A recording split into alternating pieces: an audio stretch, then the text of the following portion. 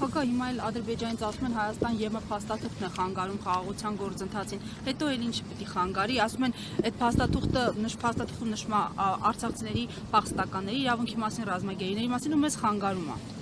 Բայց ես ինչ իմանամ ինչ խանգարի։ Դուք ո՞նց եք վերաբերում սենց հայտարարություններին։ Մի բան կա հնարեն խանգարի, ասինքն ձեր կարծիքով հիմա խաղաղություն են հաստատում, ես դու կողմը գնում են այդ ուղղությամբ։ Ասում են այո, գնում ենք, մեզ համոզում են։ Ասում են, տեսակ տեսնենք։ Կրակոց չի եղել սահմանին, ասում են, պարոն նախագահ։ Ինչ ասես, ասում են, 44 օր չէին ասում, հաղթում ենք։ Ինչ ասես, ասում են, էլի։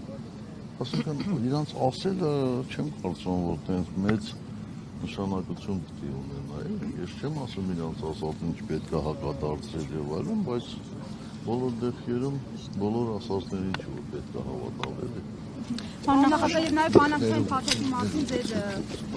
մանրամասն վերլուծության անդրադառնանք, դուք ձեր շեշտադրումները արեցիք, ամեն դեպքում հակառակողմից պատասխանում են, դե հարց լուծող եք, մինչև 2018-ը կարող եք լուծել։ Այդ նույնն է, երբ որ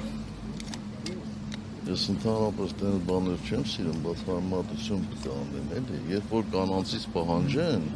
որ 5 ամսում երեխա ինչու չեն ուներ, այդ մոտավորապես նույնն է, ասինքն այդ ով է ժամկետ դրել, թե ինչ ժամկետում դա պետք է լուծվի, մենք ամեն ինչ արել ենք, որպեսզի լուծվի